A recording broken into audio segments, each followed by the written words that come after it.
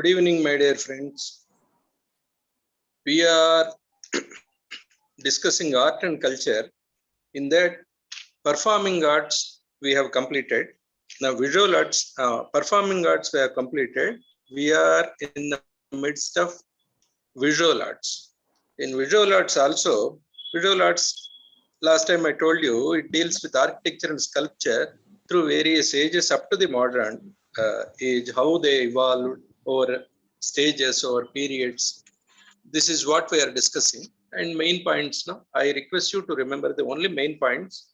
While taking notes also, restrict to the main points, not to the trivial points, and then so that the going would be easy, and you will also be able to remember it. In that, we have completed Harappa Mohenjo-daro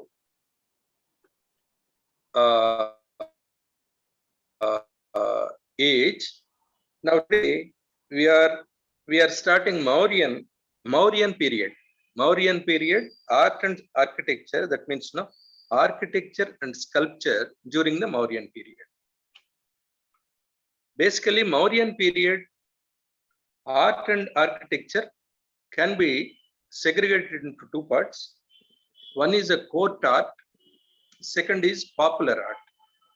Court art means the efforts you are doing in architecture, painting, and such kind of an aspects, artistic aspects, is related to the ruler, kingdom, political, and then religious related things.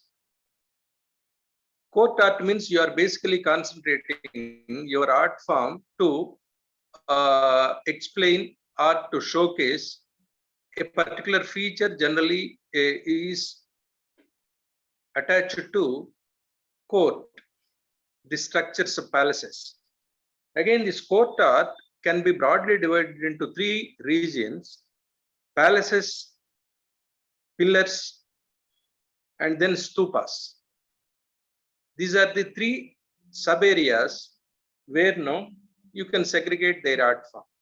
One is palaces, second is pillars, and then stupas. Same like court art, popular art can also be divided into three subheadings. They are caves, pottery, and then sculptures. Let us start with court art. Court art is related to political and religious reasons. Anything you are doing has a relation with the happenings during that time or religion during that time. Palaces.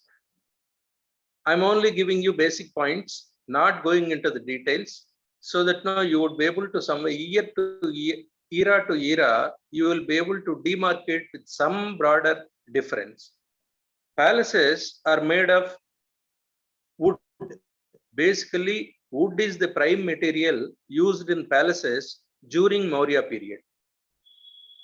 Ashoka, wherein his capital was in Kumrahara,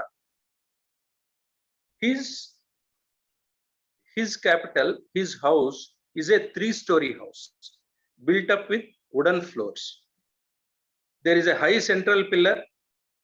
Around it, 3 stories are designed, and these are all wooden stories.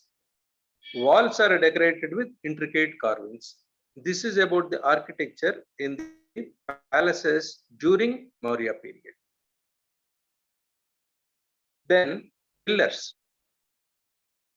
Pillars. The main feature of Mauryan pillar is a long shaft with a monolithic stone. That means in a single stone, the shaft went up. To shaft is nothing but a pillar-like thing carved in stone. It went up to 40 feet high. That is the pillar. Pillars are commemoration of battle victories. Chunar sandstone was used to make these pillars. Chunar sandstone was the stone used to make these pillars. Pillars have got no single shaft.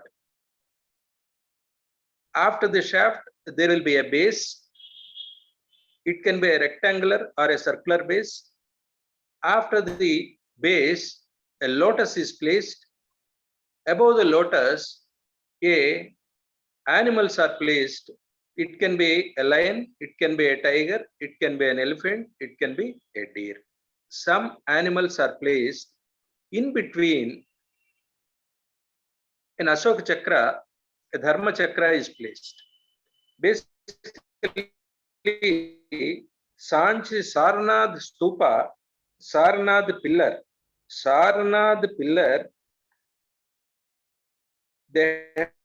it has a horse, it has a bull, an elephant, and a lion. A long shaft, and then before the shaft, there is a Mandukopanishad Shabda is written there in Devanagari, Satyameva Jayate, and then a lotus is placed. Above the lotus, these animals which I mentioned, they were placed, and Ashok Chakra is placed. Basically, when you listen to this, you have to immediately remember the Indian flag, where Satyameva Jayate is taken, and then no 4 lines are taken. For all government symbol, insignia, this is taken. This is taken basically from Sarnath pillar. Next is stupas. I told about palaces, I told about pillars, and then now I'm coming to the stupas. Stupas are the structures, dome-like structures meant to keep relics or ashes of Buddhist monks. Wherever you find a stupa, it is related to Buddhism, and stupa is always a dome shaped. There will be 2 layers of the domes. Inside there is a dome, outside there is a dome. The wonderful feature of that is inside dome, unburnt bricks are used. Mud bricks are used for inside dome. For outside dome structure, burnt bricks are used. That means you see during that time, burnt bricks, unburnt bricks, both are being used to construct a particular shape, a building. And a thick layer of a paste is used to cover, plaster the outside dome. Wooden sculptures are decorated all around the dome. There used to be 4 sides of the dome. There used to be 4 entry gates. Each entry gate is decorated with a toran kind of it. That means a garland kind of the entrance. There, intricate designs are carved in wood. Here, basically, you need to remember stupa is a Buddhist dome kind of a structure where 2 layers, 2 domes are there, one above the other. Burnt bricks and unburnt bricks are used in this structure. During Ashokan period, there used to be 84,000 such kind of stupas. Then I am coming to the popular art, the other form, other type in Mauryan period. Popular art is basically a cave architecture. Rocks are cut into caves. Hills are now cut into where a rock is cut into a cave. Cave can be any length or any breadth. Basically, it is a rock cut feature. A cave is an opening where now a rock is cut, and then people went on now create some items related to sculpture and painting in that caves. Rock cut caves. Rock cut caves are also related to Buddhism. There are 2 kinds of rock cut caves. One is Vihara, second is Chaitya. Chaitya. Chaitya. Chaitya. Vihara. Vihara is for residential purposes of the monks. Chaitya is basically a prayer hall for Buddhist monks. These 2 types of architecture can be seen in rock cut caves. Outside, they are very polished, and decorative gateways used to be there for the rock cut caves. Then what about the sculptures during that time? Popular art, what is the main difference between popular art and then court art? Court art, I told you, it's related to ruling, government, and then no religion. Popular art is, it can be an expression by an individual, expression of art by an individual. That can be a group activity, that can be a singular activity. But here basically, this is not a group activity. This is a single individual's activity. A rock cut cave is there means one person started cutting the rock and then preparing a cave. It may take years together, but still this is the process. Sculptures, Yaksha, Yakshini, Yakshi and Yaksha, these are the two forms of sculptures found in rock cut caves during Mauryan period.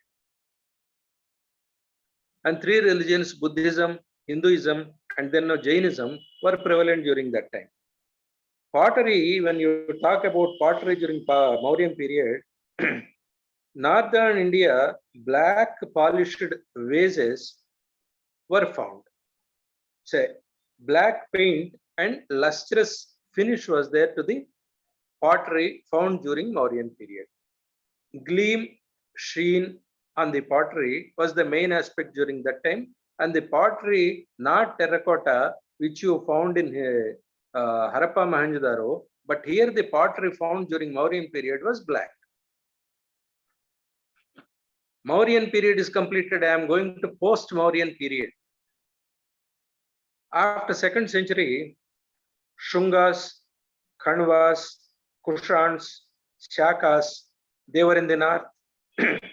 Satavahana, Ikshwaku, Abira, and Vakatakas in south, they dominated the rule then. Emergence of Brahminical sect. Some of the rulers preferred, some of the rulers were, they patronized Brahminical sect. That's how Vaishnavites, Shaivites, and Sikhites, that means who is worshipping Lord Vishnu, Lord Shiva, and various forms of Shakti, they were there during that time. I'm talking about rock cut caves during that time. I told you there are two types, Chaityas and Viharas. Then prayer halls, Viharas, Chaityas are prayer halls, Viharas are residential areas. Chaitya, a prayer hall, generally used to be a quadrangular chamber with a flat roof. Why I am saying this is how a prayer hall from a flat roof emerged, evolved into a modern day temple. I am going to give you what are the developments happened over different ages and how you are able to see now a present temple. I am only giving you to an idea to visualize how the development happened over years. So the rock cut caves where a prayer hall was originally found, of course, during Buddhism, was a rectangular chamber, a quadrangular chamber with a flat roof.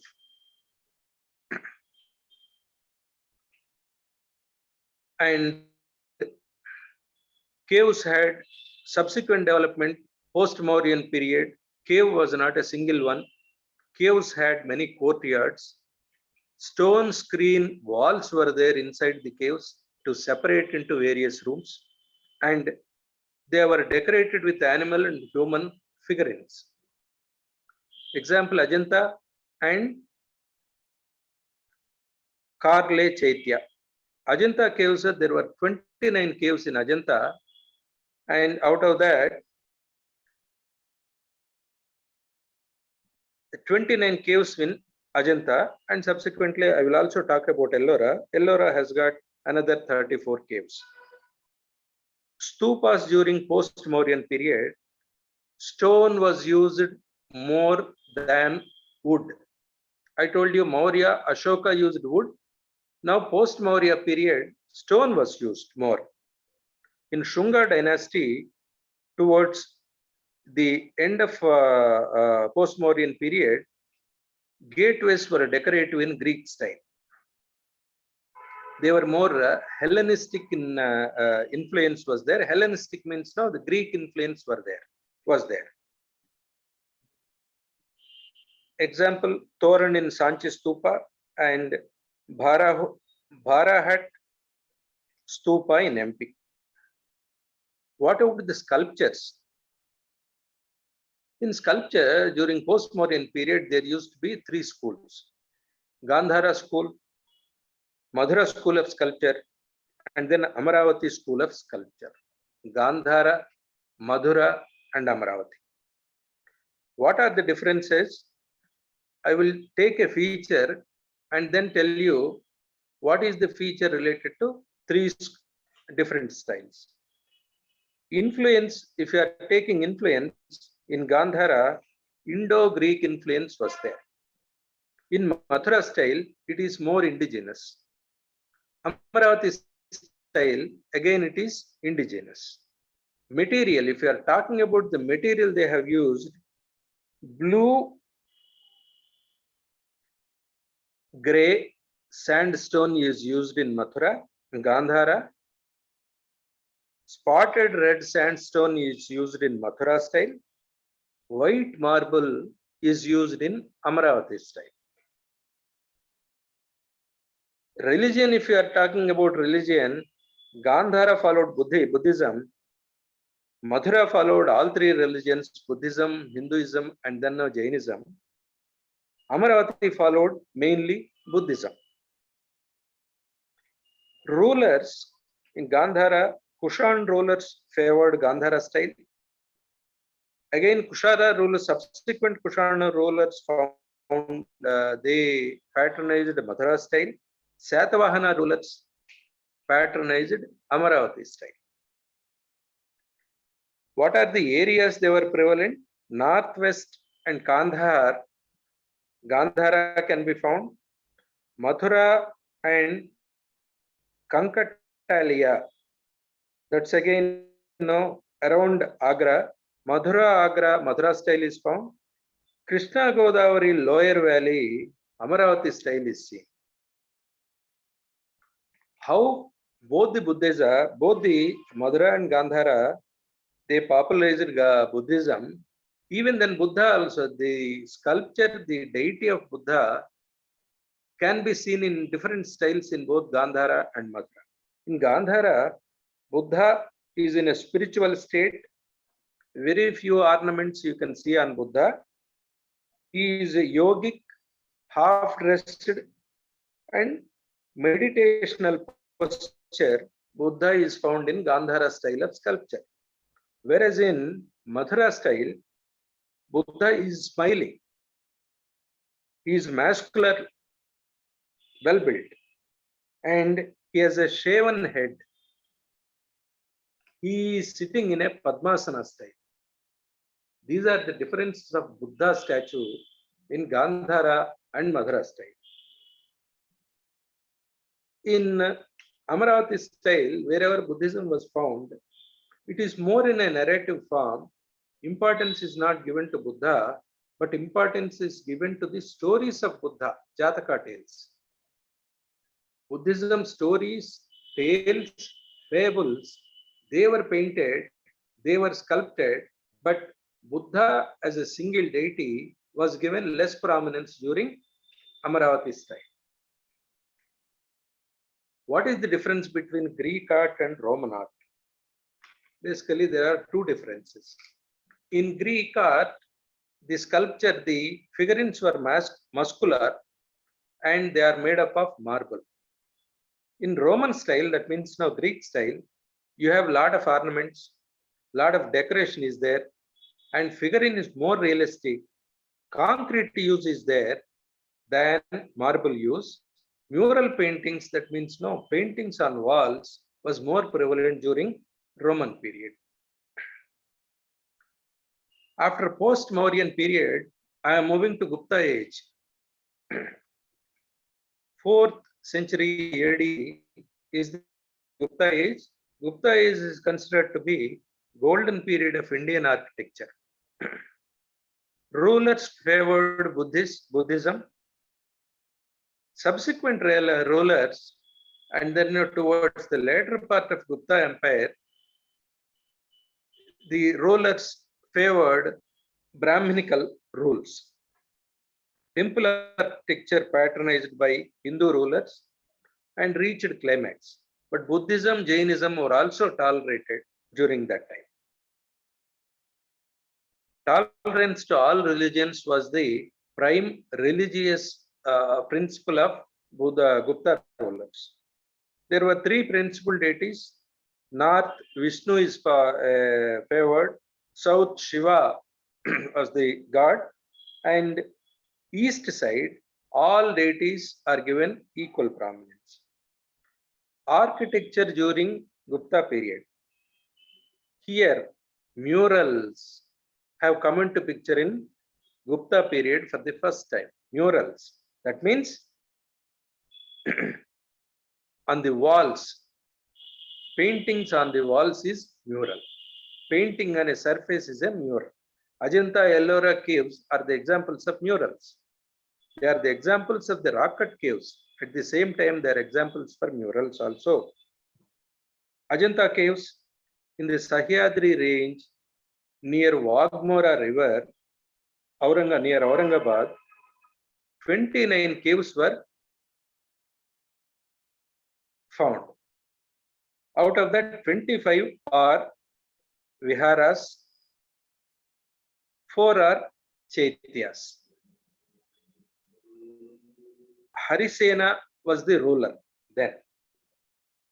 Fresco painting, that means a 3D painting used to be in its natural glory that is found in, basically that is the character of Ajanta paintings. Vegetable colors they have used. Line art is there in red color. One prominent feature is that for Ajanta caves is there is no use of blue color in entire 29 caves of Ajanta. 16 caves depicted Jataka tales of Buddha, and out of this 29, 5 caves developed during Hinayana and 24 caves were developed in Mahayana period. Again, what is Hinayana and Mahayana? Hinayana, Mahayana are those sects, two sects belong to Buddhism. Hinayana means they are conservative and orthodox.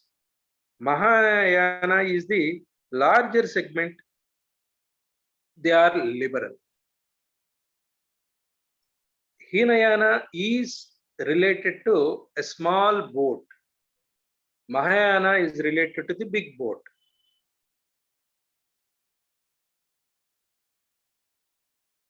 So basically these two features, the idealism made them not different because of the smaller number. Whenever they used to move from one area to another where it is separated by water, small boat, big boat, that has come into prominence like that based on the number.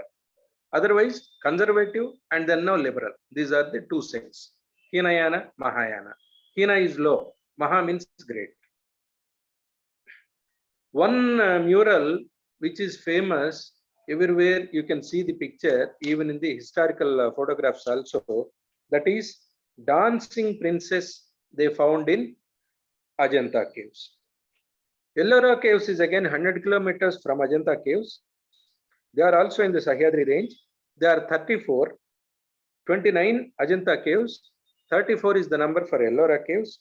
Out of that, 17 are Brahminical, 12 Buddhist, 5 Jains. Vidarbha, Karnataka, Tamil Nadu. Diversity in theme is there. There is no particular aspect related to Ellora caves. There are diversified painting aspects can be seen in Ellora caves. Gupta age, again, in these caves, some of the examples, if you can't remember some of the things, significance of these caves, Ellora. Cave 10, Vishwakarma cave, Buddha in Vyakhyana Mudra. That means, he is preaching something. Buddha's figure, Buddha's painting in a preaching mode, you can see in cave 10. That is called Vishwakarma cave. 14 is Ravan Ki Khai. 15 is Dashavatara temple. 16th Kailash temple. 29, 32, 33 are Indra Sabha and Jagannath Sabha. Simple. I don't think now you will get a question in this. They don't ask the number and then no name of the cave. You simply remember. And sculptures in Gupta period. Here, cream colored sandstone and metal are used in sculptures. In post-Maurya period, various sandstones are used. Here, cream colored sandstone is used and metal also for the first time started using in sculptures. And all forms are dressed. Till now, you can find now both dressed and undressed form or half dressed form also you can show. But in Gupta period, majority of the forms are dressed forms and sculptures lacked nakedness. Important development. That means from a primitive stage, advancement happened through dresses. There is a halo around Buddha which is intricately decorated. This halo feature till now only Buddha's sculpture was found, but no, a halo around Buddha was not seen till now. Now here, a halo is formed around Buddha, like you are treating him as a god, and the halo has got all intricately carved things are there. In the rock it is carved, but all around it, and no intricate carvings are there. What is the temple architecture? What happened to temple architecture in Gupta period? Now, rectangular, quadrangular thing. Now here it evolved into a square sanctum, pillared portico. That means a sanctum sanctorum is there, which is square in nature. And to support the sanctum sanctorum and outside it, there used to be pillars and a pillared portico with a roof was seen. That means a basic structure for today's temple was found during Gupta's period. Flat roof was there and a shikhara. Now progression happened from flat roof to shikhara. That means a oblong line going, the flat roof is getting converted into conical, and then it increased its size also. How the development happened? It happened over 5 phases. The first phase is flat roof, square shape, and then shallow pillars. That is the first stage I told you. Second stage, the platform is slightly raised. That means upraised platform.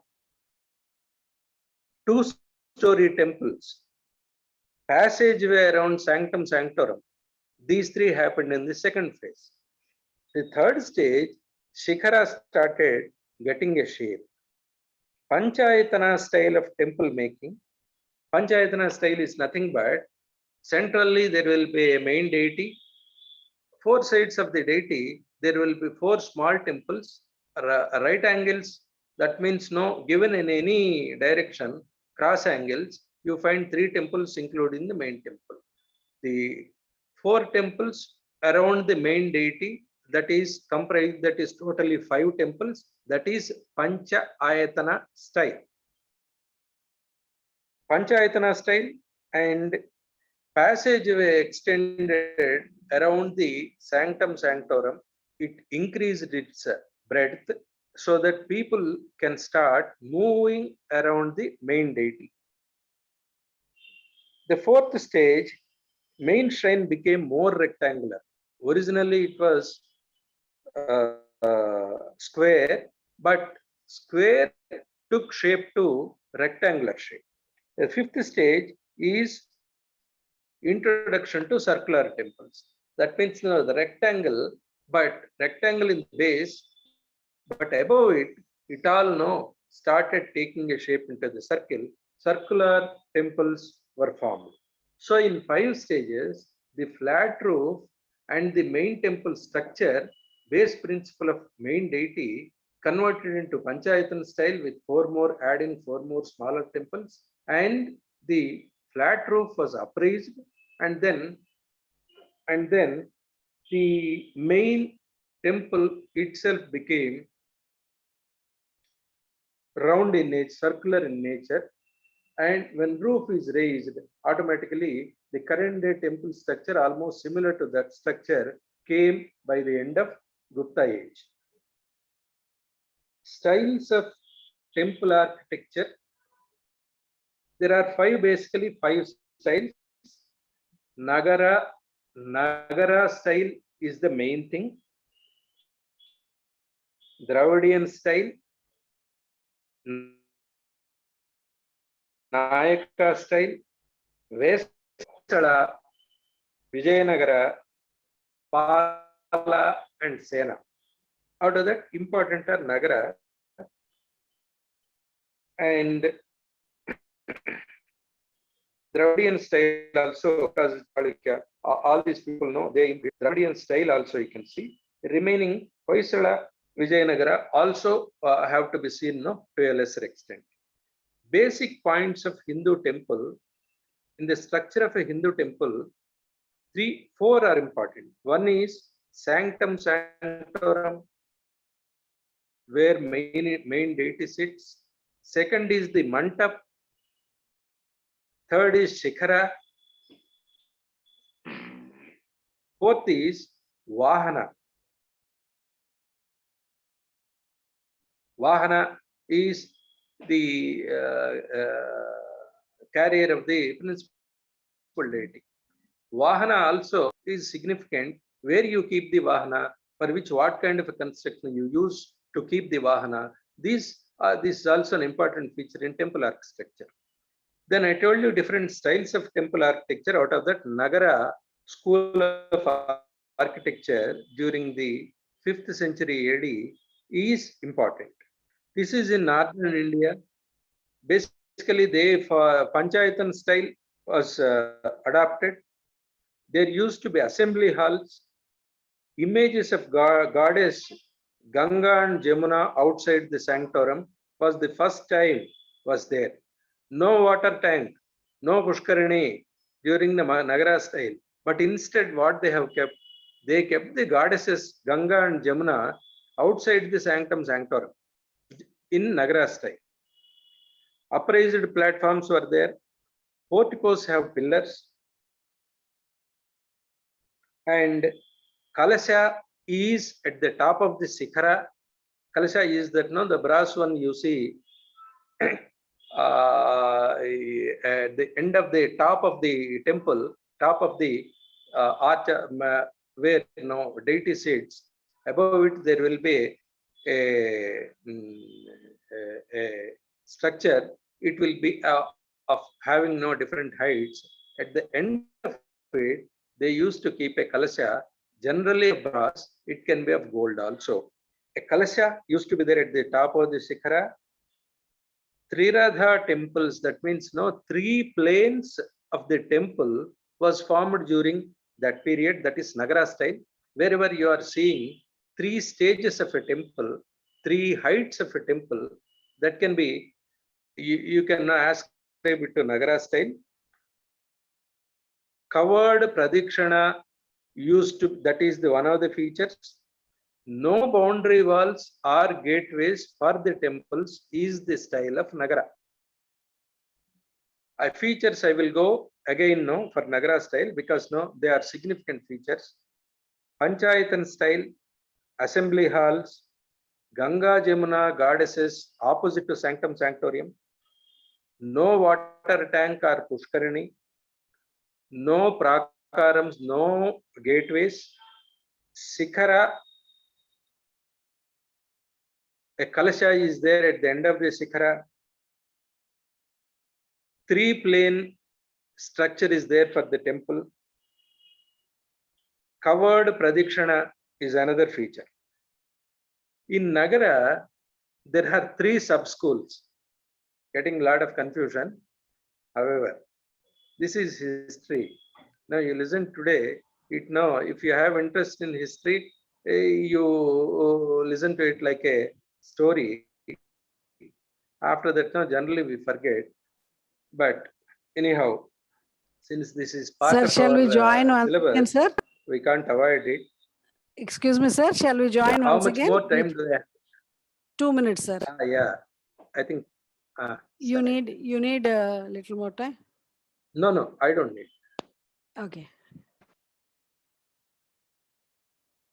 Shall we join once again, sir?